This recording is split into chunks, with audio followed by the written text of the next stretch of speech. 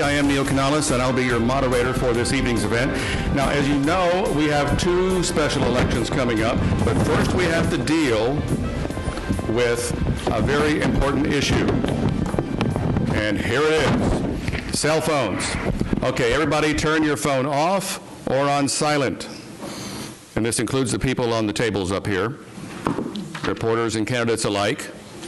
I'll tell you what my wife, the teacher, tells her kids, okay, if I see a cell phone on the table, you get a 0.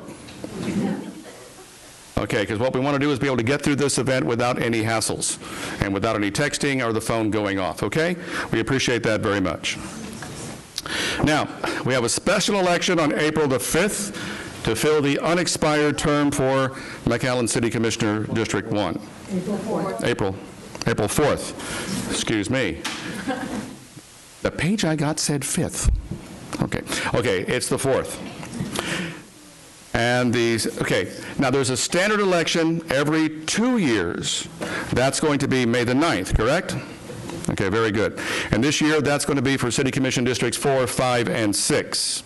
Now, tonight, the candidates for these offices will have the honor of answering questions from noted local journalists and media members. Now, let's meet the media panel right now. Over on the media table over there, you see on the left of the room, Dave Hendricks. He's from KGBT Channel 4. He used to be with the Monitor for a long time. Print journalist. He is now electronic. And we have Davis Rankin next to him from KURV Radio. Started as a print journalist, went to Channel 4, and worked at a time for CBS News in New York City. Next to him, Sky Chatty, brand new at the Monitor, and welcome, glad to have you here tonight. And we have Oscar Margain from Univision and Fox 2 News at the table. They will be asking the big questions tonight. Now, panel, we're going to ask you to please keep your questions to 30 seconds or less. We have a lot to do in a short amount of time, and candidates, all you guys running for office, we're going to ask you to keep your answers to 60 seconds or less. Now, for some questions, I know that's going to be kind of hard. So to help, we have Aaron Seal right here in front. You see he's raised his hand. He's our official timekeeper, and he has some cards telling you how long you have left, all the way up to the magic card which says, please stop. So if you are going to get involved with your answers, we know he is your best friend tonight. He will take care of you. Just keep looking at him. He'll keep you straight, no problem. Now, some of you might think that, you know what, we're talking about City Commission. Did we leave some important people out? Well, the truth is, no, we have not. Now, on the May the 9th election, we also include 2 places on the McAllen Public Utility Board, places B and C. Now, this year, both incumbents for the PUB are facing election with no opposition. So they have no one to debate tonight. And here they are right now. Gentlemen, please stand up. We have Tony Aguirre, PUB Place B, and Albert Cardenas, PUB Trustee Place C. Now, you know the Public Utility Board, yes.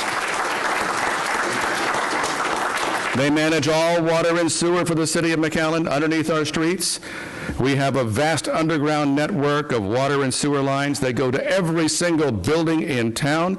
If you turn on a faucet or a lever to get water, if you have liquid going down a drain, it's because these guys and the people who work for them are doing their job. Without that, we don't have a city. Gentlemen, we thank you very much for what you're doing. So sorry you don't have to face opposition this time around. But glad for showing up tonight and saying hello to everybody. And you're free to go if you wish. Thank you.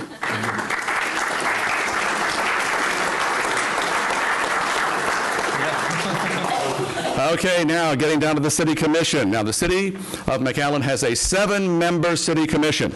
There's 1 mayor elected at large, which means that everybody in town gets to vote in the mayor's election. And there are 6 city commissioners. We divide McAllen into 6 districts. Each district is has as close to 1/6 the population of the city as possible. Each district elects a commissioner to sit on the commission. That's it. Now, every 2 years, we elect half the commission, 3 of them, for a 4-year term. So every 2 years, we should be having election for 3 of the commissioners. Now, tonight, we have 4 commission seats to consider because we have an unexpired term for District 1, which normally would not come up for election for another 2 years, but we unexpectedly lost Scott Crane just a few months ago. Now, there are 4 candidates looking to fill that unexpired term. Again, special election, April the 4th. Let's meet those candidates for District 1 right now, and they are seated in order from left to right that their names will appear on the ballot. To determine that order, they just simply drew numbers out of a hat, so that's how it worked for first, second, third, and fourth place. At the far end over there on the left side, we have Javier Villalobos, an attorney, spent time as Hidalgo County Republican chairman. Richard F. Cortez, an accountant, spent a couple of years in the PUB. And 8 years as mayor. I guess you'd acknowledge that. Eduardo Hinojosa, CEO for Rioplex. And Debbie Crane Aliseda on the McAllen School Board for years and years and years. Now, the regular election, May 9th, Districts 4, 5, and 6. Now, incumbent Commissioner Aida Ramirez in District 4 is running unopposed, another one of those. She's not here with us tonight. However, she sent a statement, which I will read to you right now. It says, to FUTURO McAllen and Leadership McAllen Alumni Association Candidate Forum 2015. Thank you for your invitation. However, due to a prior commitment with my children, I will not be able to attend and participate in tonight's forum. As always, I will continue to serve the citizens of McAllen to the best of my ability with dedication and commitment. With best regards, Aida Ramirez, McAllen City Commissioner, District 4. So, that means we go to 5 and 6. Now, in District 5, we have two candidates, John J. Ingram, an attorney who is the current commissioner for District 5, the incumbent.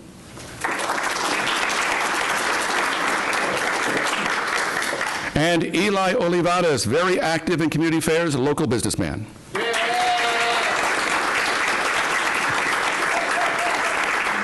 Now for District 6, also two candidates, Veronica Vela Whitacre, a businesswoman and the current incumbent. And Eduardo DeLaRosa, a former McAllen police sergeant who is now kind of a consultant. He does lots of things for lots of people, hasn't stopped working.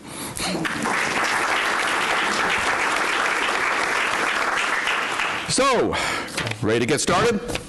Let's do it. Okay, candidates, we're going to ask a question. Every single one of you will answer the very same question. You will have 60 seconds for your answer, and keep an eye on Aaron Seal over here. He'll keep us all straight on time. Now, you're going to answer the questions in order that your names appear in the ballot. We'll start on the far end over there and go straight down the line. Now, I have the question. Here it is.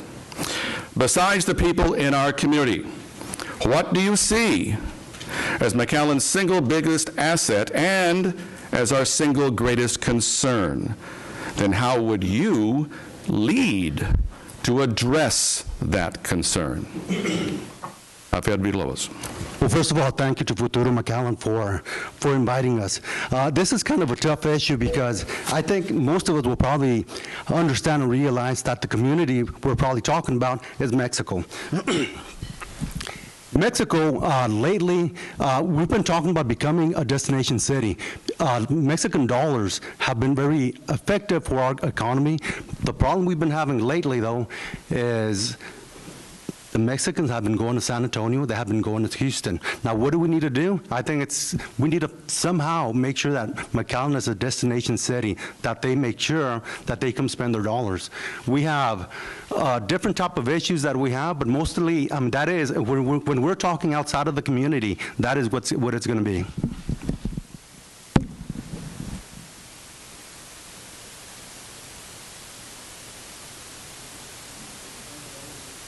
Yes, sir. All right. Go ahead and please start.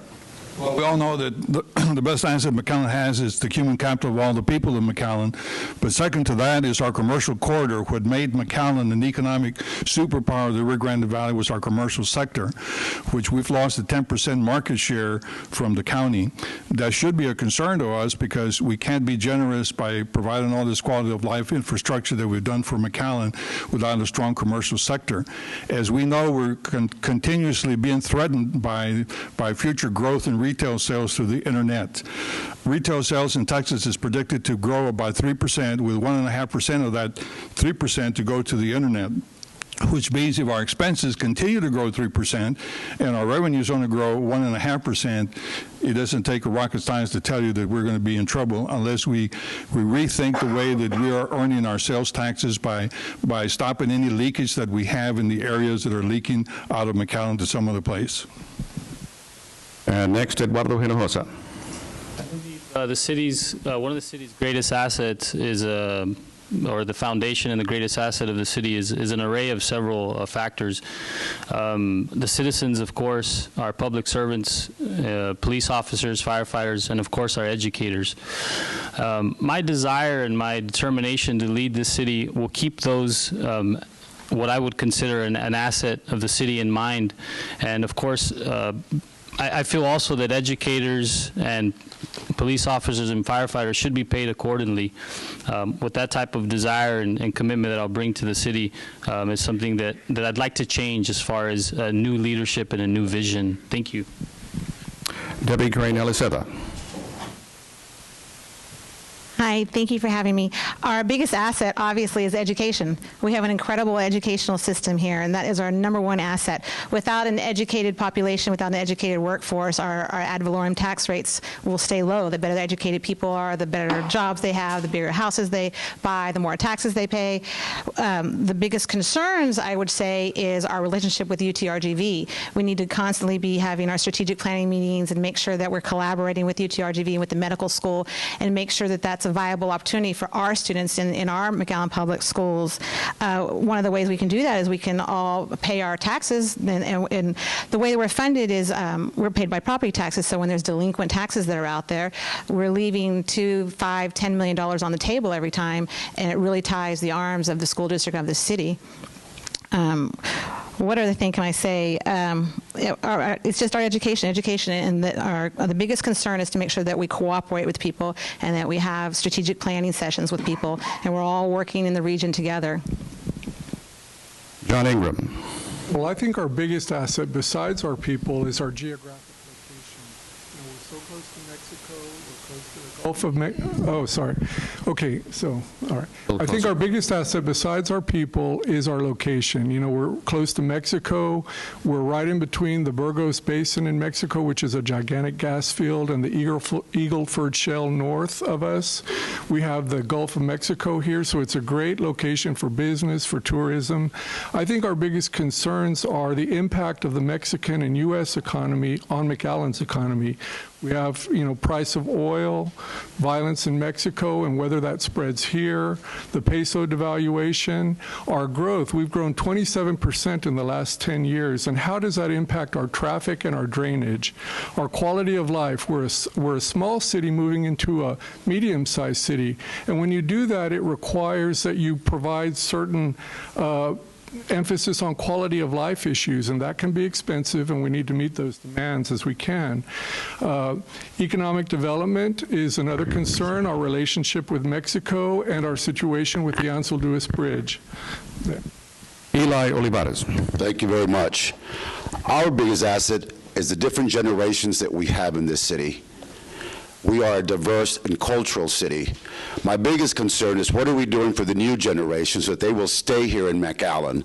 We raise this new generation, we send them off, we need them back. We need them back so that they can be part of this great city. What I propose is that we start thinking about bringing back that infrastructure, bringing back the accountability and the accessibility of government with people, and also to bring back the business community, because without these issues, without these programs, these children, these young people will not come back. We've done our part. Now it is time for us to do their part. Help them come back to McAllen. Veronica Whitacre.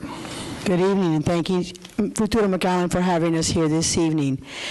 McAllen has so many assets that I believe, and I'm unable to name all of them, but I will name a few. First and foremost, I think that we are the gem of the valley. We are the #1 city, and we are the model for the rest of the Rio Grande Valley. We have a lot to offer as a city. We have wonderful places to shop. We have wonderful places to eat. We have a medical community that is so large, and it is for everybody, not just for one. We have a large medical community. We have a lot of tourism here. We are now becoming a destination place. We're able to say, hey, there's so much going on in one night for so many of us that we cannot keep up. And that's great for McAllen. I grew up in McAllen and said, oh my God, what am I going to do tonight? There was nothing to do. Now I need to choose, and I can go to something every single night and stay there for an hour and a half or so, and I have to move on because we have so much to offer. And that's good for our children, and that's good for everybody in the Valley because hopefully they will come back. So we have to look forward to something because McAllen is growing. Thank you. And oh, I am done? Yes, ma'am. Oh, I could have. Okay, now, Eddie DeLaRosa. I want to thank all of y'all for coming here and supporting us, and I'm going to make this a little bit personal. The biggest asset the city of McAllen has is every individual sitting out there and taking part of this forum here, and those that are watching at home as well. We continue to talk about the tourism and the issues that are going around in Mexico. We have an amazing, extremely amazing McAllen Chamber of Commerce staff that's being, with the leadership of Steve Eleñas. We need to continue to support them to help the local business owners and not only move along with those franchises that are outside or the larger businesses out there. If we continue to focus on each one of y'all on your education and making sure that our services that we pledge to you that you're going to have, that we abide by that and that we give you those services that we're saying up here we're going to offer you all. Thank you very much. Oh, thank you very much. Very good. Neil, if I could... Yes, ma'am. Could we advise...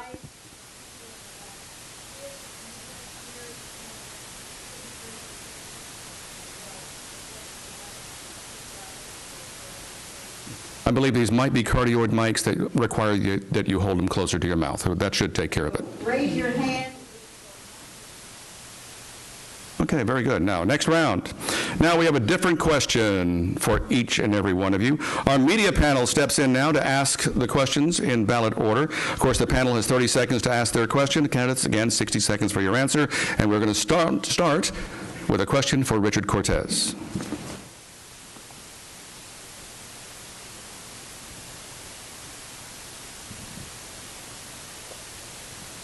All right. Mayor Cortez, in retrospect, was it appropriate for you to work with your sons and business acquaintances to submit a development proposal for Bowie Reservoir while you were mayor?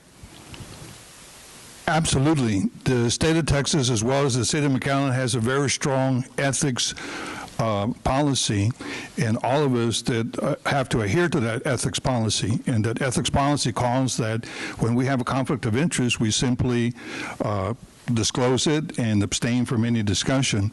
I did not want the fact that I was going to be mayor of the city of McAllen for McAllen to lose an opportunity to have a wonderful development like a theme park in McAllen, Texas. It just happened to be that my sons and I were involved with that project, and Mayor Darling is involved with conflicts of interest when he talks about DHR. Trey Pebble is involved with conflict of interest when he talks about McAllen Construction doing projects. So it's a common thing to find. So I absolutely, when I took on that project, I fully disclosed it. I told Mike Pettis to make sure to disclose it to the city commission.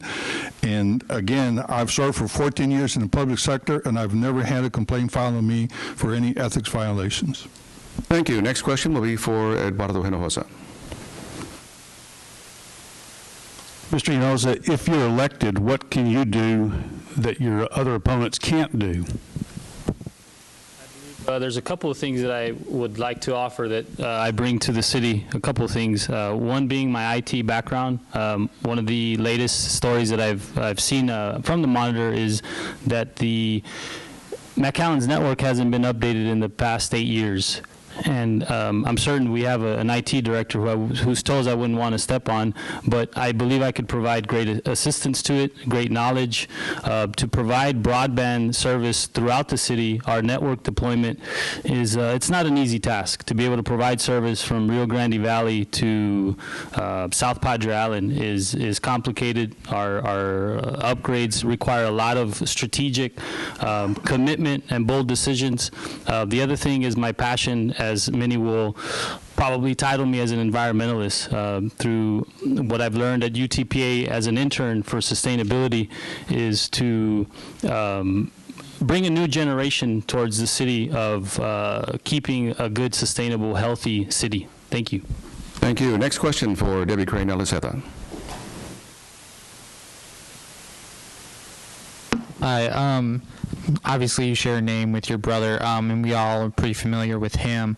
Are you just going to be a continuation of him, or what are you going to bring to the position that's different? Well, I'm a little bit of both. I am my own person. As you know, I'm right now. Oh. Okay, we're going to start over because they couldn't hear me. I am my own person. I am a trustee on the school board, former president of the school board. I've been doing this for a long time. The budget in the school board, our general fund is $220 million. It's twice what the city is. Our employees, we have 3,300 employees. It's twice what the city is. We manage 33 big buildings. I'm telling you all that so that you can know that I am doing what my brother Scott was doing. I was just doing it parallel in a different lane to him. I'm a business person. I've ran businesses in McAllen, Westlaco, and Brownsville. It's called Harrison's Factory Outlet. I did that for about 11 years. I had to close it after 9/11. But we do share the same ethics, the same integrity. So yes, in that sense, you are getting the same person. We would never vote on something. We would never take something we learned in closed session and use it for personal financial gain. You are in that sense getting the exact same person. So. Next question. Thank you. Next question for John Ingram. Mr. Ingram, how do you plan to address the need for affordable housing for low-income families in your district? I know that's different from District 1. I know that was a hot topic last year, such as the Auburn Village project that Mr. Crane was opposed to. Now, in general, when you discuss this, how do you plan to address the need, particularly in District 5? What we started 2 years ago was a program called Project Imagine Tomorrow. We have a lot of condemned houses in McAllen, especially in District 5, and also houses in need of repair. Imagine Tomorrow is a project that will, if you want to tear your house down, we'll bring in the dumpsters. It's free. You fill them up and you tear down your house. We'll take it away. That's worth about $3,000. If you rebuild your house in a year, we'll give you, let's say the increment in tax value goes up by $300 in property taxes, we'll refund you $3,000 for that. It's called Project Imagine Tomorrow. We are looking now at incentivizing building vacant lots that are in District 5 and all over the city, so that if you build on that lot, you can get an incentive for that. Also, repairing your house, you can do that, or vacant houses, getting incentives for developers to fill vacant houses. There are a lot of vacant houses in McAllen. But, I voted in favor of that development project, Madhouse development, and that's another way we're doing it. Next question for Eli Olivarez. Okay. McAllen recently annexed a large amount of land north and east of District 1. How would you manage the city's new responsibility to provide services to those areas with the need to reinvest in the city's urban core? Well, first of all, one of the reasons that I am running is because there are some disconnects with how we are budgeting our city. We don't know how we're going to do that yet, and yet we're doing it. The reason that I'm running is because I want more attention to District 5. District 5 right now is in a decline, and I am here to tell you that this decline will become a decay. We need to start thinking about also the inner city. We're talking a lot about the outside of the city. I'm here because I'm taking care of District 5 and what it means. There is people, there's a community, there's business, there's schools. So I'm coming back and saying, that's a good question, but my focus right now is District 5, and that is why I'm running. because I need my District 5 to come back. We need to bring back the soul to the heart of the city. And the next question for Veronica Whitacre.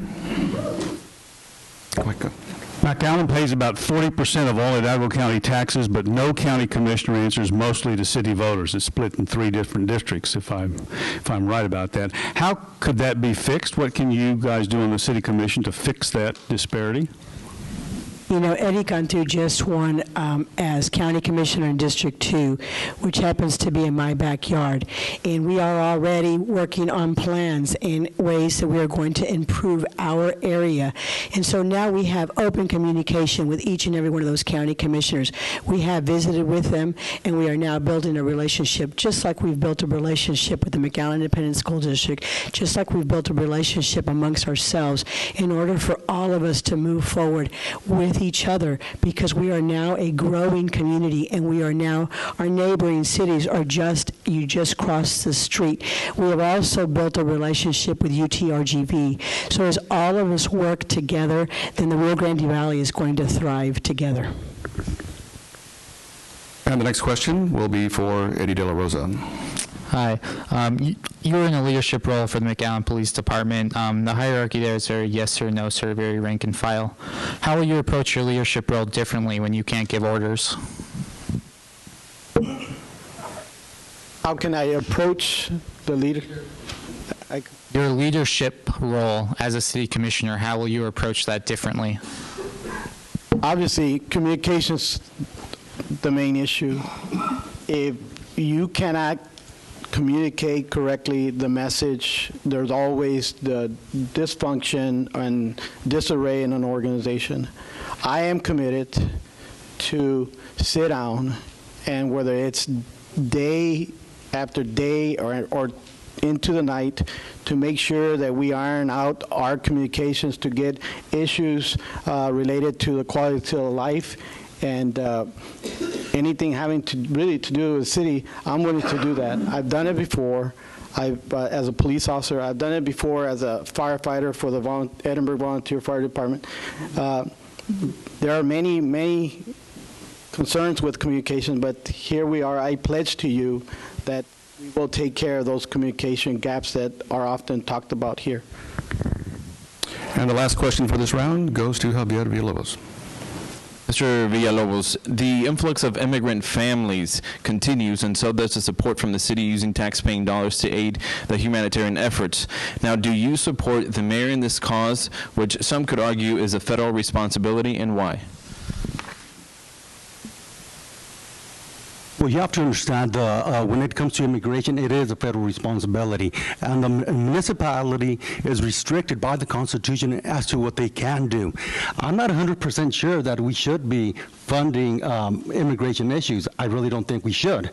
Now, but that's not necessarily the problem. The problem is, should they stay, the problem is what's going to be faced by the school districts. You have 300-400 children, and guess what's going to happen? We're going to have to build a new school. And I think you all know right now what the big issue is here in McAllen, and it's a school bond. Imagine having to absorb another 500 children that the law requires us to educate. It's not easy. And it's really not necessarily the city's job. In my opinion, it's something that we should not be doing, or not spending money there anyway. Thank you very much. Now we'll start again with David Hendricks asking the first question of this next round, and we will start the questioning with Mr. Hinojosa. So same questioner, starting with a different person each round. Go ahead. Mr. Hinojosa, at McAllen City Commission meetings, at the end of the meeting when they have the public comment, the city turns off the camera and it's not broadcast to the public. Do you think that that is the right thing to do, the wrong thing to do? Would you change that if you were elected? I think it's the right thing to do. I think there are some things that strategically a group of leaders, for example, the city commissioners, need to focus and keep on the table the way they handle the city, the way they manage the city as elected officials. I wouldn't change that process. I have faith in the way the city has done things for that in that aspect. Thank you. And now Davis Rankin with a question for Debbie Crane Aliseda. You've been on the school board. You're still on the school board, I guess, till you're not on the school board. When you all were discussing the original bond figure of $440 million, which got cut down to a bond of $297 million, how did you all contemplate or think about, analyze the effects of the tax increase as a result, not only on homes but on commercial properties in McAllen? Are you asking how we lowered it down from the 440 to the 3, or are you asking if we were considering the pennies that we were trying to collect? No, when you were thinking about taking when they suggested $440 million, that had a tax implication of almost 30 cents a hundred. And then you lowered it to 297 to be phased in, so the tax goes up gradually. But how are you all thinking about the effect of that on businesses, on homeowners, and on businesses especially in when the economy is not doing as well as it should, et cetera? It's something that we took into a lot of consideration, and that's why we asked the superintendent to take it back and to come back with a different solution. And his solution that he came back with was a combined effort, what's called a TRE, and then on one side, and on the other side, the interest in seeking, he found a way to lower it down to the 297. And the way he did that is he took off the 5% escalation, the fees that would be in there. He took that off, and then he also reworked the schools, the population. The formula was based on population of schools and square footage. There's a formula that you have to use by TEA. There's rules on that. And so when you took the population of certain schools that are not at full capacity, let's say that the original formula was at 800 students, and really there's only 600 students in there, that lowered it significantly. So that's how the superintendent was able to come up with some lower numbers and bring it to the school board. And the school board thought a lot about it, and it's a lot. It's a big tax burden, but the need is real. Our schools are dilapidated. Thank you, ma'am. Oh, sorry. Yes, ma'am. If I can interrupt.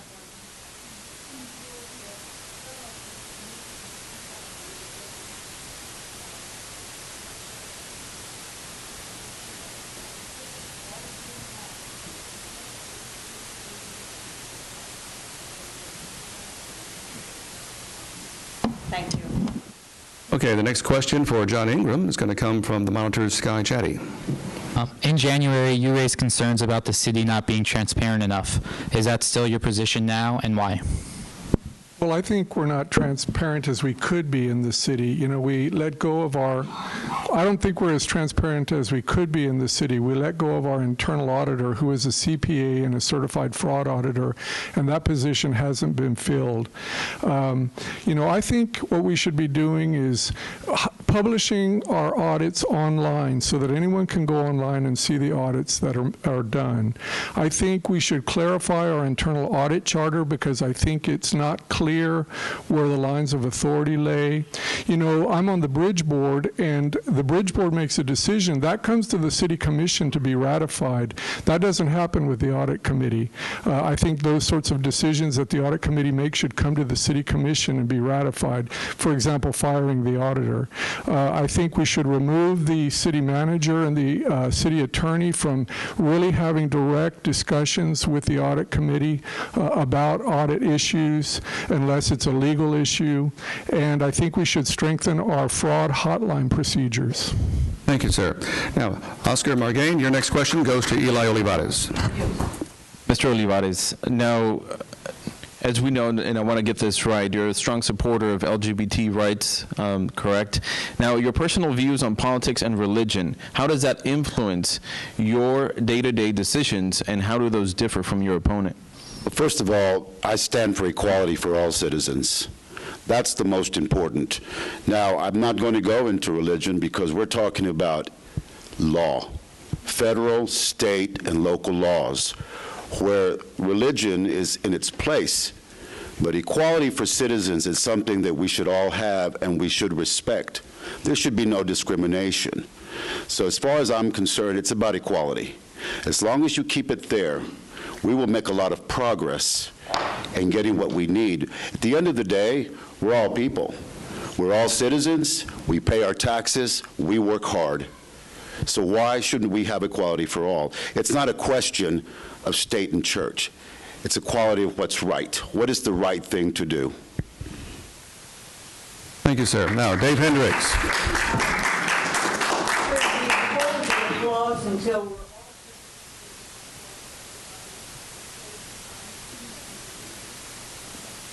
Okay, Dave Hendricks, you will ask a question now of Veronica Whitacre. All right. The police and fire departments in McAllen have collective bargaining to set pay and working conditions. Do you feel that that is a good deal for taxpayers? Why or why not? You know, I was only on the city commission for the last 2 years, so I have not had the honor or the privilege of to work with the collective bargaining yet. And so I do have an idea of what it's all about, and I am going to I'm going to listen to both sides, listen to the city and listen to the fire department and listen to the police department. And based on all of the principles and everything that is correct for each one of them involved, then I will make my decision, because I have not taken part in that decision-making yet, but I look forward to it in May. Davis Rankin, you will ask a question of Eddie DeLaRosa. If you're on the I don't know when the contracts come back up for renewal. The last police department contract was a very fraught thing. Are you for pay increases for policemen and firemen? You have figures in mind of what you think they should get? I don't have any figures because obviously I wasn't previewed with, this morning we had a meeting and we were given, and I brought it as a visual aid, this Bible here, so I haven't completely gone through these pages. But the question on do I support raises for police and fire? Definitely. There is no doubt in my mind that our officers and our firefighters that risk their lives every day, every second that they put on that badge, and even when they're off duty, that they should get paid some sense of a raise incentive. And not only that, they have to be given the health insurance and the benefits that come along with it. Thank you. Okay, Sky Chatty, your next question goes to Javier Villalobos. The city went over budgets on its December holiday parade. Do you think such spending sprees are useful to change McAllen's image, and why? Well, I know they went over budget quite a bit, but we also have to understand, and we've been talking about trying to make McAllen a destination city. That's something we know, everybody knows it went over budget. However, let's look at where the money can come from. If you properly appropriate whatever funds are necessary from the hotel-motel tax, which is what we're supposed to be doing, I don't think it would make much of a difference. Now, it went over budget quite a bit. We all know that. However, we also know that it was a one-time expense. We don't have to drill under the irrigation districts anymore. We don't have to change the power lines. We know what happened, and hopefully the city of McAllen learned its lesson. Now, use the money properly, fund the project from where it's supposed to be funded, and I think it's a pretty good thing to do. The parade was pretty successful. Okay, last question for round two goes to Richard Cortez from Oscar Margain from Univision Fox 2. Mr. Cortez, as a candidate, the use of paid and unpaid campaign workers, also known as politiqueros, is a common practice as it helps with voter turnout. However, due to some of these workers going rogue by breaking the law and buying votes, do you still favor them? And what have you done in your campaign to ensure, if you do have politiqueros, that this doesn't occur? Well, how do you police illegal action? People are getting involved in campaigns, and you have paid people and you have unpaid volunteers. In my campaign, we have all volunteers. So, and we're not using any. I don't know what your definition of politiquero or politiquera would be, but we're not using them. I know there has been some abuses in the past, and I'm happy to see that there's been some prosecution of that abuse in the past. And I think in the public interest is we put a stop to it, because that doesn't help anybody. But I hope I answered your question. But there it's a situation where all of us have to pay attention so we can have good, clean elections every election. Thank you very much. Now we'll start the questioning again, starting with Dave Hendricks, and if I'm keeping up with this, I believe the question goes to Debbie Crane Aliseda. Trustee Aliseda, in your opinion, is the proposed $297 million McAllen School District bond worth the price? Yes. Yes. The price is really $770 million to fix the schools. our schools are really outdated, and it's by no fault of the board that we're here right now. It's been a continuation of things that haven't been fixed over the years. But we're in a situation of our funding.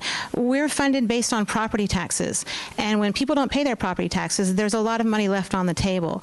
We're also funded based on our population. Well, if you're not putting your kids in McAllen Public Schools, and we have 20 kids in a class when we have the teacher there and we can staff it, there should be 30, we're still paying that teacher. Our overhead doesn't change. It's not like at the car wash where we can clock people out because it's raining and so we can save some money. We cannot save money. We have gone every way to save money. We take a lot of pride in offering a lot of different endorsements, all the endorsements. We take a lot of pride in offering all the AP classes that surrounding school districts don't give us. We need science labs. We've in dire straits of these science labs. So yes, we need to fix our buildings. It's a must. That bond has to pass. Thank you very much, ma'am. Okay, next question goes, Davis Rankin goes to John Ingram. If memory serves, when the city went out for the $45 million bond issue, I saw publicity of various governmental bodies, including the McAllen School Board, endorsing it. Do you agree with, do you support the $297 million bond issue now, and should the city commission and the mayor take a position on it publicly? Have you all been asked to take a position on it publicly? Well, I can only speak for myself. I can't speak for anyone else on the commission. You know, I support the bond issue. When you look at, for example, Milam School, what happened when they built the fence at Milam School? It really made the neighborhood a lot nicer. We have a lot of areas in District 5. We have Navarro Elementary. We have the Head Start School just down the street from there. I think improvements would do a lot to boost our economy and help to revitalize our urban core. I think neighborhoods would thrive. I think, you know, when people come to McAllen to do business or to live, they look at the schools. And one of the most important factors is the spouse. And if the spouse isn't happy with the educational facilities, with the community, you know, that could be the determining factor for that family to decide not to come here or do business here. So I think it'll really help our community to improve the schools, and it'll just do a lot to help. And look at Milam, that's a great example. Thank you, sir. Okay, Sky Chatty, Eli Olivarez is waiting for your question. You said in the opening statement you wanted to keep kids here in McAllen. How would you go about doing that?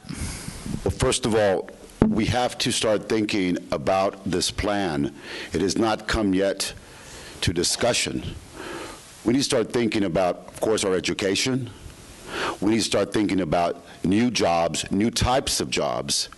We also have to start thinking about where we're going to live. Now, again, I'm going to bring it up. I'm from District 5. It is the oldest, most historic part of our city. We need to start thinking about, improving our infrastructure, improving our schools, improving security. So if we're going to create a better McAllen, then we need to consider all of these issues, because it's not just about growing outwards, it's about growing inwards.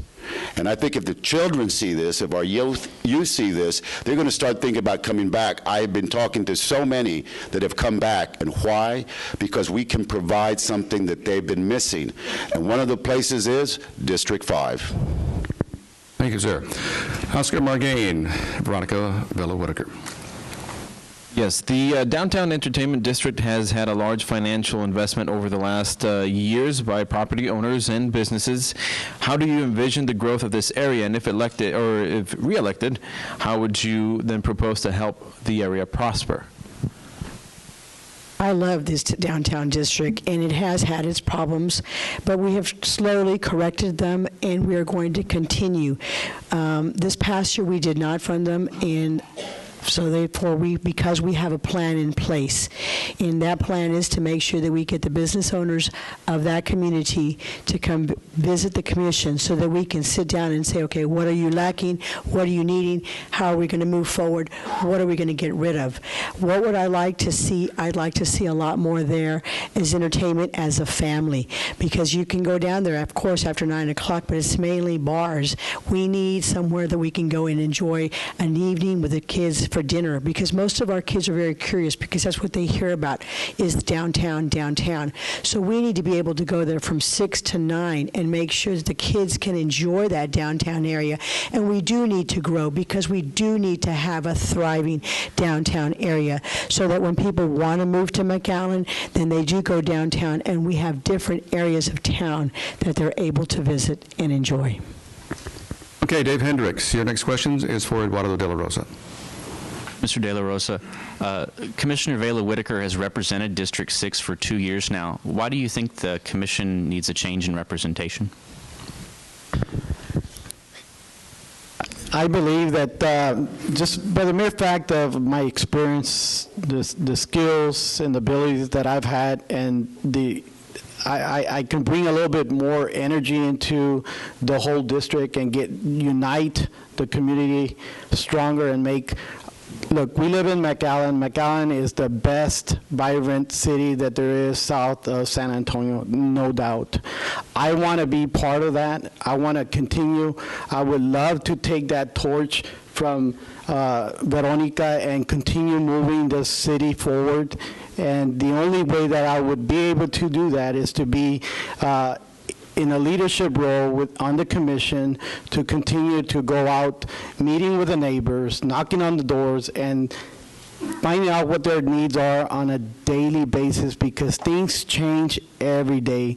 Change is constant, and we need to realize that as a commission, we need to be attentive to our people and to support a better quality of life. Thank you, sir. Davis Rankin, your question goes to Javier Villalobos. How realistic a concern is it that the corruption seen in other Valley cities will come to McAllen?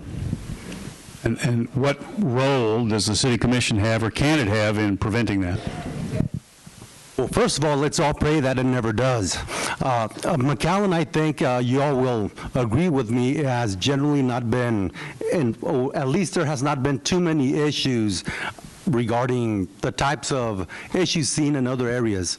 I think it's very important. For example, I kind of disagree with Mayor Cortez about the issue on the ethical question. I think never should have been there when it was found out that he was a CEO. I think that's, whether it's ethical or not, it creates an appearance of impropriety, and then we have the type of questions that we have now. Whenever something like this happens, it shouldn't happen at all in the first place. We have to make sure that the code of ethics that the city of McAllen has is followed. We need to make sure that if it's not, somebody gets prosecuted. It happened in Harlingen. It happened in Harlingen. One of the individuals, and it was precisely that same thing, failure to, or discussing when they weren't supposed to be discussing. If we follow what we have to do, we shouldn't have that problem. Okay, Richard Cortez, your next question will come from Sky Chatty from the Monitor. The Border Trade Alliance, which simply is just kind of a collection of border cities and private companies, and McAllen is its biggest contributor money-wise. It's going through a rough patch right now. Do you think McAllen should still be involved in the BTA, and why? Yes, absolutely. If you remember, the origination of the Border Trade Alliance was by Senator Graham. People were coming in from the Rio Grande Valley speaking to the senator and other government officials over there, a city at a time, individuals at a time. It says, we're not going to listen to you if only one city is coming to speak to us. What you all need to do is form a large southern border organization, so that when the southern border organization comes, then you're looking at 2 senators from each of the southern border states. You're looking at all the congressional people from the border states. So you're coming in with a bigger stick, if you will. The Border Trade Alliance is a volunteer organization of members coming primarily from municipalities, economic development corporations. So funding varies from time to time because the leadership in the organization varies from time to time. But yes, I believe the city of McAllen having 2 international bridges and depending 1/3 of their income from Mexican trade, thank you, sir, has to be involved with the Border Trade Alliance. Now, the last question for this particular round goes to Mr. Hinojosa, Eduardo Hinojosa. It comes from Oscar Margain. Speaking of the dependency from the Mexican tourism and economy, the city of McAllen has been known or was known as a shopping hub for the valley. Now, with the opening of other shopping complexes in other cities, creates more competition. What do you propose to make up for the loss in sales tax revenues? Yeah, I believe the gross retail tax revenue was about $3.5 billion, and 1.8 of that is attributed to the Mexican national. They like to come here and shop. I think as the peso will continue to plummet, if it does, that could create big problems for our city. And I think having what I like to tell people, a newer generation and a new leadership approach, an entrepreneurial approach. I believe that I bring a desire and a commitment to make great things happen for the city, to think outside the box and be able to bring other types of incentives for retail businesses to want to develop and do great things for the city. Thank you. Yes. Commissioner Ingram, over the last few years, you've felt compelled to speak out about some things at the city, and regardless of whether you're right or wrong, some of those things put you crossways with the other commissioners. Do you think that that's impaired your ability at all to work with the commission to get things done for your district? I don't think so. I think what I'm trying to do, I'm laser focused on being a good steward to look after all of your money. If you're from McAllen and you're paying taxes, all I'm trying to do is my best to make good decisions, to make sure that your money is spent the way it should be spent. And that's really all I'm trying to do. You know, it's very tempting to want to go along with the crowd and be friends with everybody. And I think one of the most important things a commissioner has to do is to be independent and be willing to set aside friendships to do what in his mind or her mind is the right thing. And that's what I've always tried to do, and I do it because I'm trying to live up to what the voters have asked me to do on a daily basis. Thank you, sir. Davis Rankin, please ask a question of Eli Olivarez. Mr. Olivarez, do you think there's any spending at City Hall that needs to be cut or any spending that needs to be increased? Well, I just started actually getting informed with the budget, and I think that all of us should be getting informed with the budget, not just candidates. But in seeing what I've seen, the budget is good.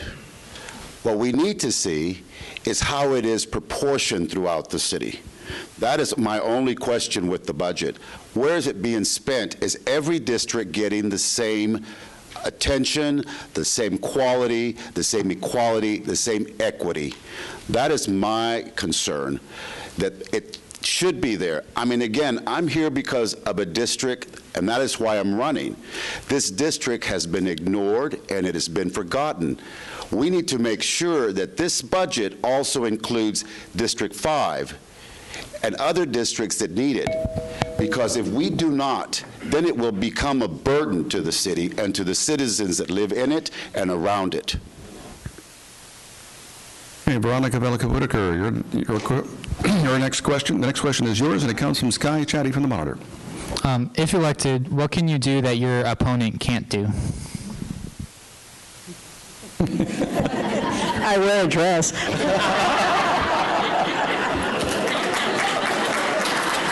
Best answer.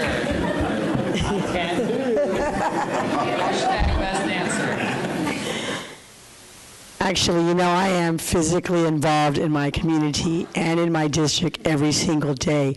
I am out and about in the city on a daily basis. I don't think that there's a day that doesn't go by that I am not involved in my community through a phone call, through the newspaper, or physically you will see me running on the hike and bike trail, either on 2nd Street or Bicentennial, or you'll see me cycling, or you'll see me just walking. But I think that because I have so much energy and I need to make sure that I utilize it every single day, I use it in a positive manner. And because I love where I live and I love McAllen, I grew up here, I got educated here. I work here. I brought my children up here, and I do hope that my children do come back because McAllen is thriving, and McAllen is a safe and a wonderful place to live. So because of that, I have a passion for the city of McAllen, and I hope to continue to serve the city of McAllen in the positive fashion that I have in the last 2 years. Okay, Oscar Margain, the next question is yours, and it goes to Eduardo DeLaRosa. Now, Mr. DeLaRosa here, the Stage 2 water conservation, how is it impacting your constituents? What's the word on the street? And when should the commodity be returned to normality, and do you propose some other solution? It's very evident that just because we get some rain, it kind of phases the folks out there that, oh, we have water and we can go ahead on the days that we don't have water, go ahead and start, watering our lawns and stuff like that. Or they drive by the city and they see a business and their sprinkler system's going off. So Stage 2 was implemented for a reason. We need to conserve that water. It's always on the news. I know Tim Smith is always talking about it, the reservoir and the levels.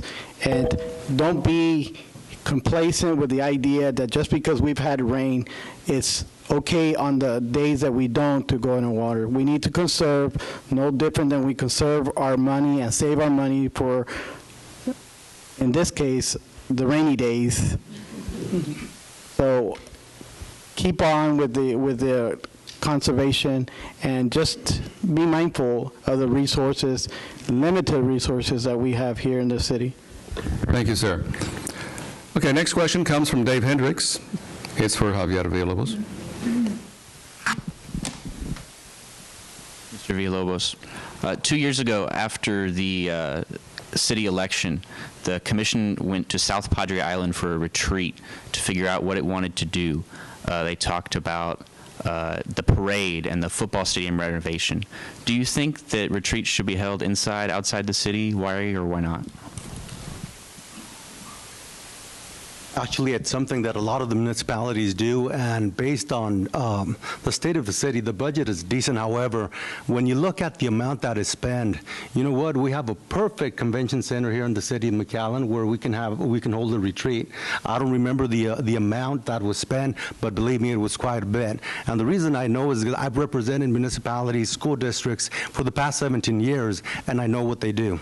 Even though they're smaller, I've seen the cost when they go to a retreat either in San Antonio, Padre Island, and a lot of the times, unfortunately, a retreat turns into a little vacation from the family. I think we have a great convention center, and I think we should utilize it. Next question comes from KURV Radio, Davis Rankin, to Richard Cortez. Mr. Cortez, you served on the Public Utility Board, you're a CPA, you were mayor. Why are you running for city commission? That's a very good question. If you look at my resume, my history, I have a history of service. And I'm going to tell you that having the dual professional designations and having been in business for 45 years gives me a lot of knowledge and skill. And I learned a long time ago that we're all born to serve. And I've created a lot of skills in my life, and I've had the pleasure of serving a lot of people. And I would like to contribute my skills for the benefit of this community. This is a complicated city that we run. We own a golf course, an airport, 2 international bridges, a utility company, many other business operations. Our budget is $110 million.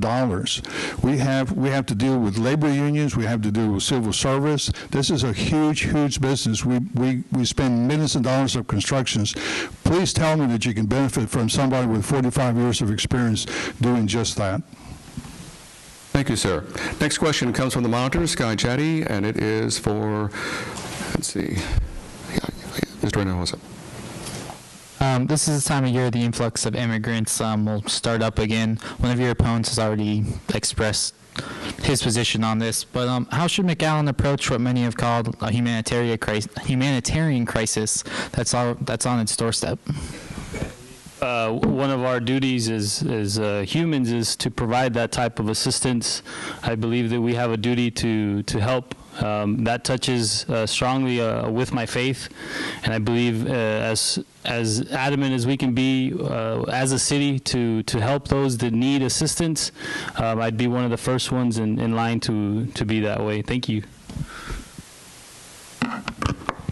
Okay, last question for this round goes to Ms. Aliseda. Ms. Aliseda Crane, I go back to the affordable housing again. Your brother was opposed to it and create some controversy. Now, I know you, in many ways, plan to continue his ideas and his legacy. Now, in this topic itself, do you still differ, or do you differ, or do you still support what Scott Crane supported? Well, we still represent the exact same neighborhoods. We still represent the exact same people who were concerned with their property values. So yes, I would be opposed to it. I think there's other locations that are better for it. I think McAllen is an inclusive city, and we need to have more affordable low-income housing. But I speak for District 1, and they've spoken. They're against it. I'm their voice. I think there are other locations, though, that not right next to single-family home.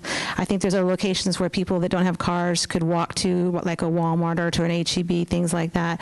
I think there are other areas in District 1 that could house these. This is a lot of rooftops, and this you have to look at also what does it stress?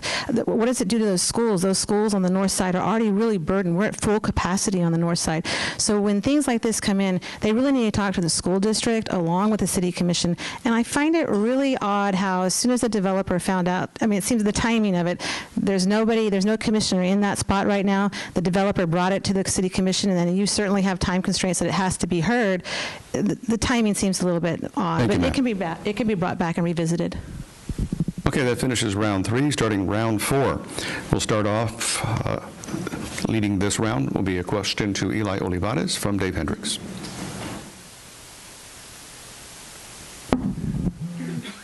If elected, how would you seek to change or shape the downtown entertainment district on 17th Street and Austin? Well, my campaign has 3 pillars. The first pillar is to work with the business community, and I've been speaking to them. They need help, so we need to start finding incentives and ways to work with the business community. The infrastructure is really needed. We still have drainage problems. We have sewage problems. I personally can't get out of my driveway if we have a heavy rain, and I've waited 2 hours before my street went down. We don't have lights. Our bus stops don't have seats, benches, nor shelter.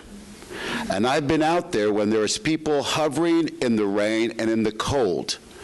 These are the type of things that I want to work on.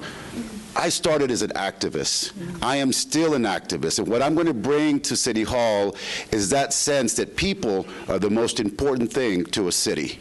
We must take care of our citizens. We must take care of our infrastructure and our business community. Thank you, sir. Next question for Veronica Vela Whitacre. Davis Rankin from KURV. Was it ethical to allow the city's delinquent tax collector, Linebarger Gogan Blair, to be the lead sponsor at the recent State of the City event? Should vendors be solicited or allowed to donate to city events? Do you take contributions from people who have business before the city?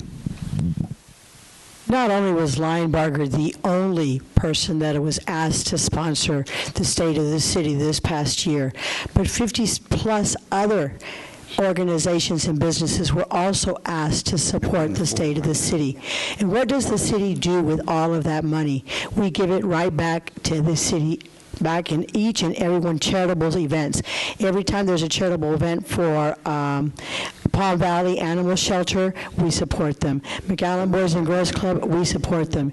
Easter Seals, we support them. The Diabetes Association, we support them. The list goes on everything that the city does with that money from the State of the City. So they were not the only ones that were asked. They just happened to be the ones that gave the most money. So each and every one of those who are our supporters is given right back to the city or to a charitable organization. So I am okay with that. Thank you. Okay. Sky Chatty, your question now goes to Eduardo DeLaRosa.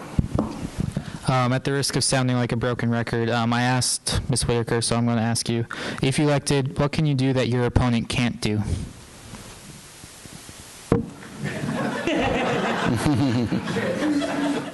Okay. Based on just, and one of the key factors that I feel that I can sit here and talk to you on, being a police officer for about 20 years here in the city, we've seen the good and the bad. We've seen I've experienced a lot in this city. What I can bring back or instill here is the energy and the drive that I still have since I started in 1990 as a police officer and then moved up to the ranks of sergeant of police. There is no reason that any citizen should be left behind. Any citizen should not be contacted or listened to whenever they have a great concern. I will give them a mechanism where they can call me. I live at 405 Jasmine in McAllen, Texas, the great city south of San Antonio, and my phone number is 956-212-9686. That is what I can give every citizen in District 6.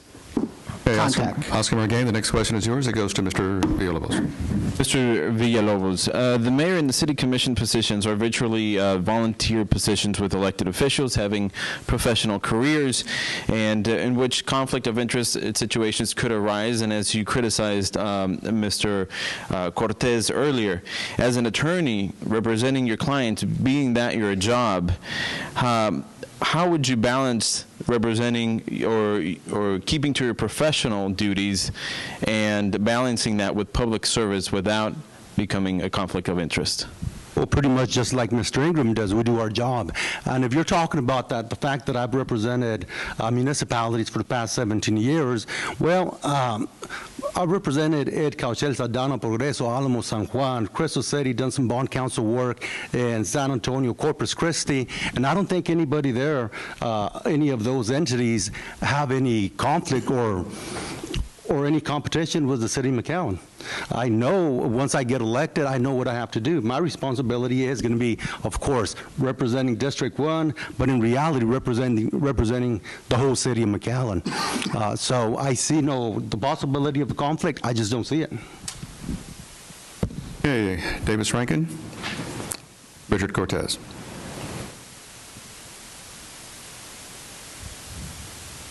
Housing prices in McAllen continue to rise, pricing many young families and professionals out of McAllen. How does the city keep that critical population in McAllen? What can the city do about that? Well, one of the ways that it's doing is through the affordable housing that McAllen started about 30 years ago or 35 years ago. Has been a huge success because it filled the gap that was missing here. But the other way is really to relax some of the regulations that we have and remove some unneeded costs that are being added to all the developers here. We need to rethink all of our ordinances that affect development in McAllen. You know, the state of Texas went through a Sunset Commission many years ago. It's always, I want to recommend that we look at all of our ordinances that deal with development and make sure that they're dated today, because if McAllen's property continues to be more expensive than other communities, our regulations continue to be more onerous than other communities, and if our market is a not low income, but kind of mid-range income, we will never get that market in McAllen simply because people can't afford it. So we really need to look at those things very carefully.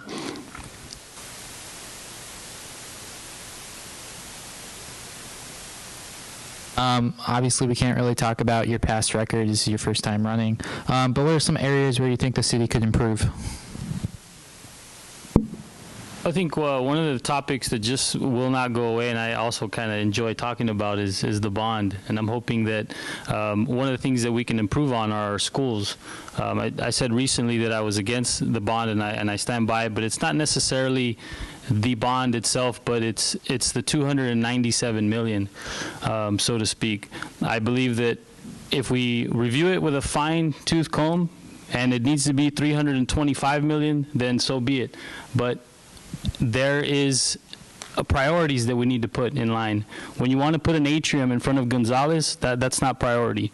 I think that if we review the bond and see how can we make our schools functional and what is it that we need to do to make our schools appropriate for students, because I went through every single school district here as far as elementary, middle school, and high school. First, we need to focus on making them functional, and then we can worry about making them sexier. Thank you.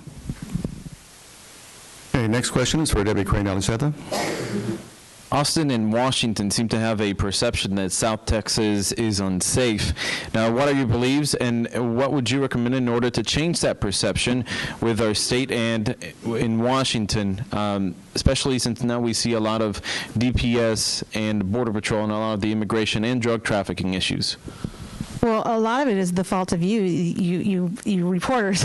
You sensationalize stories.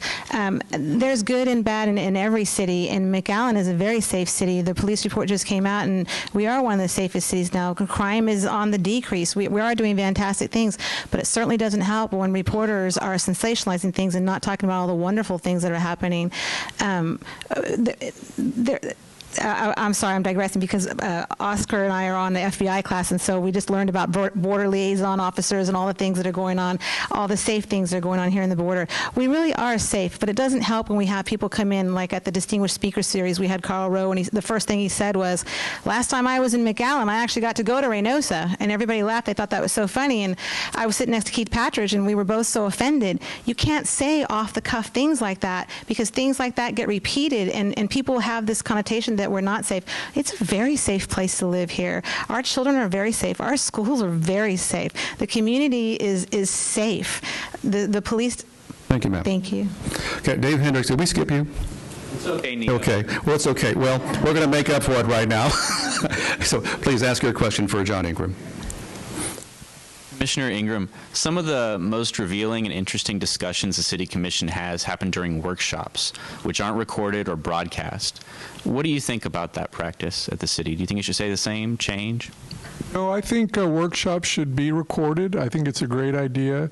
The public doesn't come very often to our workshops, and some of the most important things we do, you know, it may deal with something on the agenda later, and we have really deep discussions about it. So I think they should be televised, and everyone should know what's going on. Okay, that ends number 4. We have a 5th round of questions coming up. And so to keep in order, Dave, would you mind starting this one off? Okay, we'll start with Veronica Vela Whitacre. Commissioner Vela Whitacre, what has been your biggest accomplishment in your 2 years on the City Commission? Thank you, Dave. I think that my biggest accomplishment within the city in the last 2 years has been my Run, Ride, and Share program. The Run, Ride, and Share program was started in April of last year to help decrease the fatalities and casualties that are taking place with cyclists and runners on our roads, on our city streets.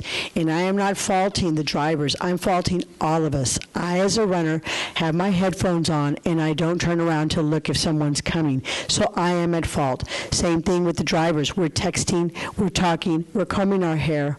Those of us who are women are putting our makeup on. So we all need to be more aware of how we are on the road, and we need to make sure that we reduce the amount of fatalities and casualties that are taking place on our city streets and our valley streets. And just real quick, I do want to say that 6 cities have taken place in the Run, Ride, and Share program. And there is a man coming from Minnesota who is Bike League of America and has chosen McAllen as the bicycle city for the Bronze Award, and I'm very, very proud that he's chosen McAllen to be part of his. Very nice. Thank you. Okay, Davis, your questions for Eduardo DeLaRosa. The city has tried to take over the Water District number 3. The city gets most of its, almost all the water that Water District 3 sells comes to the city. If you're on the commission and they try to do that again, are you for it or against it? Were you for or against it in the past? I originally was against it, and obviously it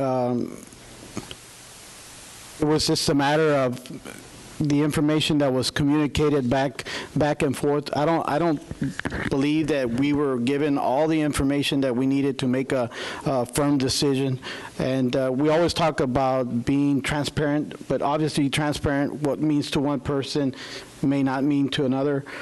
Surely at this position, I would be more inclined to review and see what it is that the glitches were in communications, to try to see if there's some recourse in looking at that issue. So at present, I would always look back and reconsider the issue, and we'll see what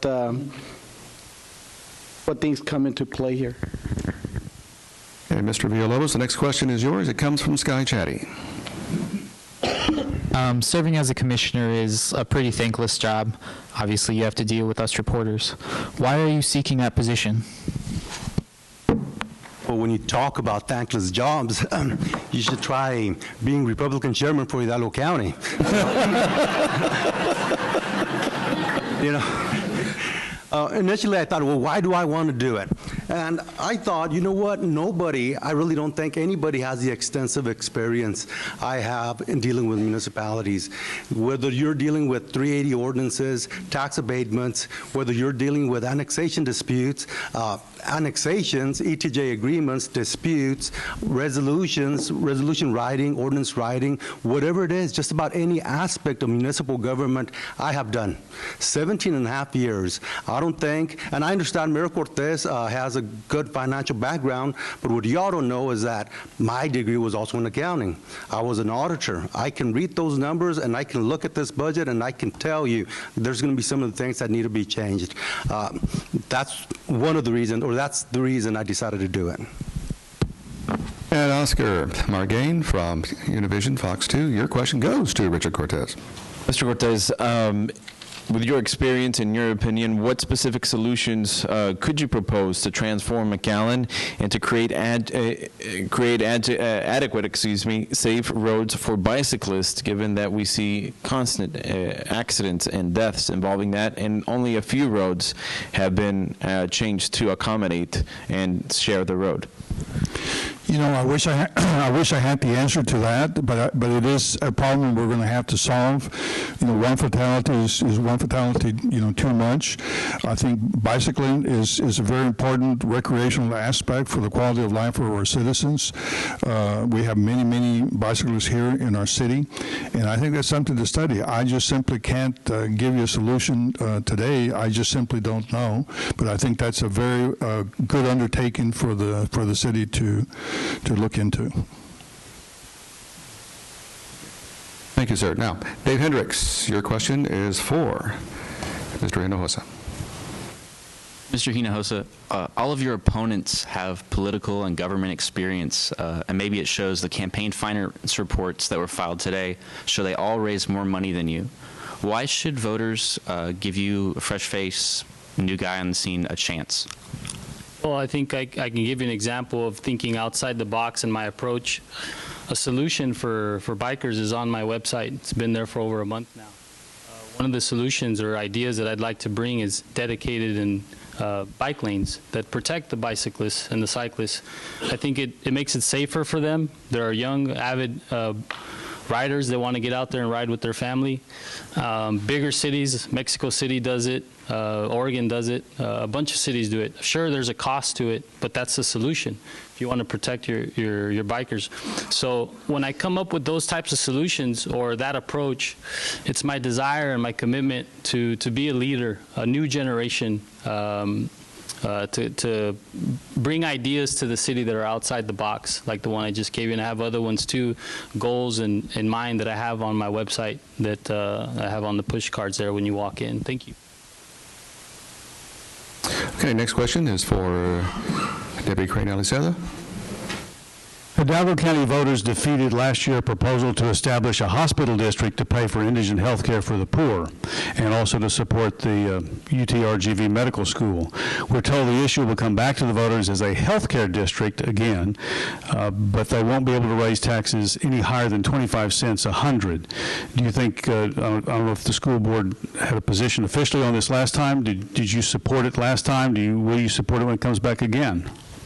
I don't remember the school board taking a position on it. I don't believe we were asked to. My position on it is yes. So UTRGV, the Hidalgo County has already pledged $10 million a year up to the year 2023. So the way that the city of McAllen can do that, the city of McAllen's part is $2 million, which they've already paid. But the way that they can get that and not take it out of their general funds and cut some programs that they need is they can raise taxes.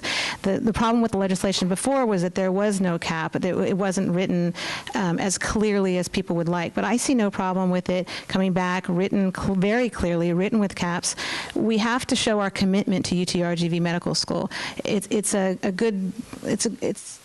UTRGV Medical School probably really doesn't need it. They have millions and millions with all the oil and all that in their the basin area, but it's a good faith commitment that the Hidalgo County has already promised, and so the money has to come from somewhere. So it's either going to come from the general fund or it's going to come from raising a very small amount of taxes. Thank you very much. Next question is for John Ingram. Both you and your opponent have talked about revitalizing the city's urban core. A lot of people care about that. You mentioned Imagine Tomorrow, and he mentioned a plan. What has to be done to revitalize the urban core that's not being done now in order to revitalize it? Want to invest money, you have to balance the demands for... Microphone, please. Oh, okay. One of the problems, McAllen, it's grown 27% in the last 10 years, and so that puts a lot of strain on drainage and traffic and police and fire, and so you have to balance the demands for service with a balanced tax rate. What I've been doing is what I can in District 5. We're bringing in the softball fields to the municipal park. I'm going to bring in some walking trails at Crockett Elementary. I have some ideas for Project Imagine Tomorrow, where beyond what I told you earlier, we're going to have incentives for empty lots and incentives for vacant homes to try to bring people back into McAllen and into the core. I've done a lot. I've done a lot of cleanups. Thousands of tons of trash have been picked up over the 10 years I've done those cleanups, and hundreds of thousands of, hundreds. Well, a lot of tires have been picked up. I don't know, but it's a lot. And I've just done what I can and worked with the commission. All right. Okay, last question for this round goes to Eli Olivarez from Univision Fox News. Mr. Olivarez, earlier you criticized your opponent, Mr. Ingram, for ignoring some parts of District 5, dropping the ball per se. What specific examples can you give where he has done this? Well, I'm not criticizing Mr. Ingram. I'm just making an observation. I live in this district. I'm just seeing what I see every day. And it's probably not just Mr. Ingram. There is a lack of communication between citizens, city's management, and city government. So the criticism is that I want to see more communication. I want to see more involvement, and I really want them to start listening to the people. Maybe that's what it is. Maybe they're not listening. I'm going to tell you, though, I will listen. I will listen to my constituents, and I will take it to them and tell them what we need, because we are in trouble. You can take it any way you want, but we are a declining district, and if we're not careful, it's going to be a decaying district. So what I'm going to do is I'm going to listen, I'm going to work hard, I've got the passion, and I've got the energy, and I'm going to get it done. Okay, that finishes round 5. We are going to have a round 6 and then a special surprise round for everybody. So we're oh boy, that'll be fun. Okay, Dave Hendricks, you start off round 6. Your question is for Eduardo DeLaRosa. DeLaRosa, as part of a new initiative to improve recycling in McAllen, the city has started to have people go around and look in people's recycling bins to see what's actually in there. Do you think that's a good idea? Recycling bins? Recycling bins. That's always been an issue. We initiated the recycling system many years ago, and as far as education at the school district and then even the city doing their part, it's kind of just went astray. We'll continue with the ideas, and I'll give you a personal note. My sister that lives in Austin, her kids, which is obviously my nephews and nieces, when they stay over in McAllen, I don't need to tell them how to recycle. They already know to recycle. When we have guests from this area, family or not, and they're throwing away recyclable stuff in a trash can that's not recyclable, they'll bring it to attention. If other cities manage to educate their students and their families the way McAllen wants to, we need to put in some public comments and some initiatives out there so that we can tell our community that we mean business and recycling is very important. Thank you. To the environment and to the city and to the citizens. Okay, Davis Rankin from KURV, your question is for Javier Villalobos. I asked Ms. Aliseda this. I'll ask you, since you're also running for the special election, about the soon-to-be health care district proposal with a cap of 25 cents a 100. Do you think you would support it? Is it a good thing to raise taxes for that now? Last time we had it, I was definitely against it. Now, it depends. It really depends on what happens. Legislation has been introduced to cap it supposedly at 25 cents. And if that's the case, well, that sounds a lot better now. Now, the only issue we still have, or at least I have, being a conservative individual is, well, what happens if it's raised again afterwards? What happens if we have a hospital district or now a healthcare district and they need more revenue? Now, the reason I may support it, but possibly only if they cement that 25 cents there. If they don't cement it, I probably will not. Now, the reason I may support it is because, you know, it will have a tremendous positive impact on the community. Yes, it's a tax increase, but also the federal government will be sending down quite a lot of money once we have a district. But we got to be careful. We got to make sure that there's sufficient constraints. If we do it right, if we do it properly, I would support it. Hey, Richard Cortez, Sky Chatty has your question.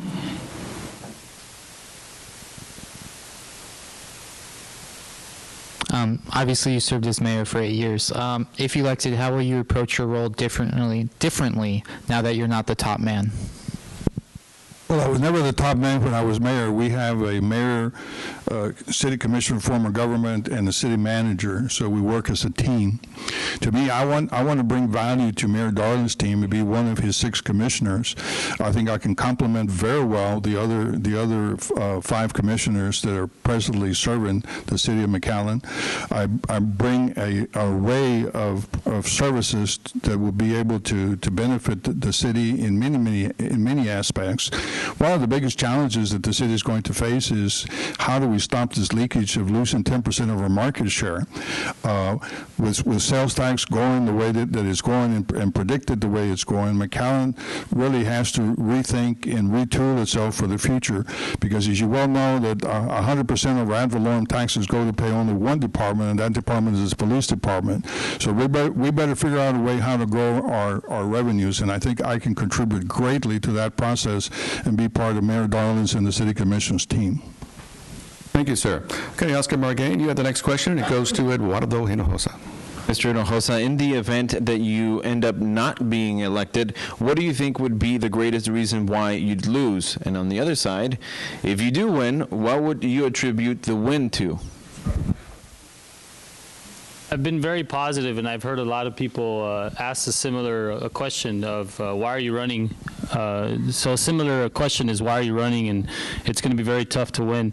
I think I probably would attribute it to the marketing blitz that you see throughout the city of my competitors that will put up signs and remind you of what their last name is, or what their maiden name is, or what their political affiliation is. So I would attribute my loss, if it were to happen, to the marketing blitz that's out there. What I bring and what I'm trying to do here with the small budget that I have is to send a message and to touch those citizens that I have a desire to lead the city, a new approach, a new vision, to do great things for this city, and that's what I intend to do. Thank you. Thank you, sir. Candidates, please take a look at the way that we have the signs set up in front of here. Don't use that system. Okay. Okay, next question is for Debbie Crane Aliseda. Dave Hendricks. Trustee Aliseda, if elected, how would you work to improve the communication and coordination between the city and the school district in McAllen? I'd keep doing what I'm doing right now. Having Scott there and having myself there and having Trustee Vela there and Commissioner Whitacre, we were able to create some joint groups, and we had workshops, and we had all sorts of wonderful things going on. You just have to continue the collaboration. That same collaboration you have to continue with the STC and with UTRGV.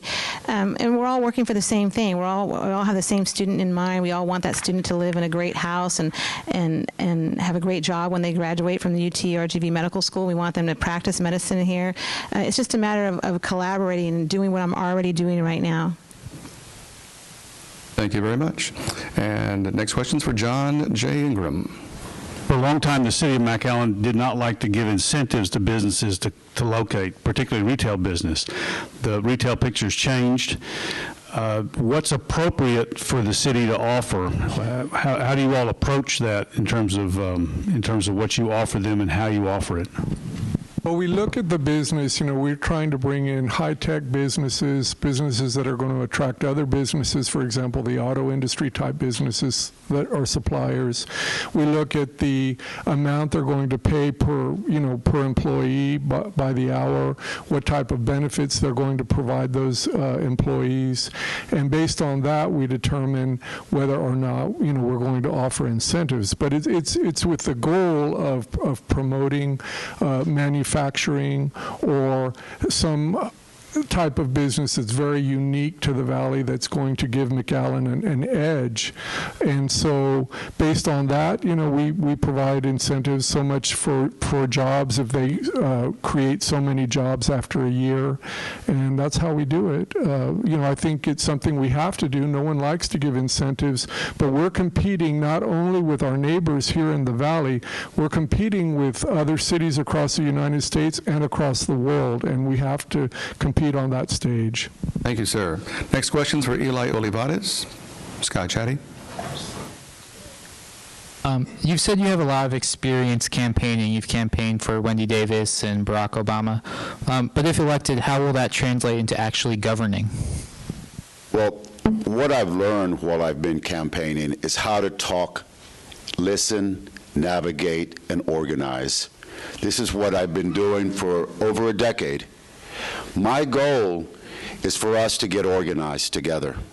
My goal is for us to communicate together. I have a saying, if you want to go fast, you go alone. If you want to go far, we go together. This is what I can bring to this position, is for us to go together, work together, create the McAllen that we want together. And I'm going to listen, and I'm going to make sure that you are heard. This is what I've learned from my other elections, and that's why Barack Obama has won. Unfortunately, Wendy Davis did not, but that's just something we're going to have to work with in the future. But trust me, I know how to work people, and people know how to work me. And together, we'll go very far, and we will succeed in what we need in this city. Okay, Oscar Margain, finishing out the round. Your question is for Veronica Whitacre. Ms. Vela Whitacre, what useful skills and experience does your opponent have that you do not and wish you had? Did I put on makeup? Throughout the evening, I've been listening to the questions that y'all have given to my opponent, and most of them have to do with the McAllen Police Department. And with the McAllen Police Department comes the collective bargaining. Just as I said earlier, I was not fortunate enough to be on part of that team because I had not been elected yet on collective bargaining. But I'm not afraid to learn it and to utilize it and to go in the right direction for the McAllen Police Department and also for the McAllen Fire Department.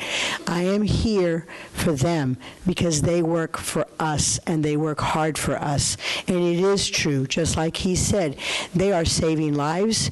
They are not only going into burning buildings, but they are also going into houses that are kind of dangerous. Why? Because of the domestic violence or because they're drunk or something's happened in that homestead where they're angry. So he has some knowledge on collective bargaining, and I am going to learn that knowledge, and I'm going to utilize it in May when I am elected. So that's the only small thing he has. Thank you. Thank you very much.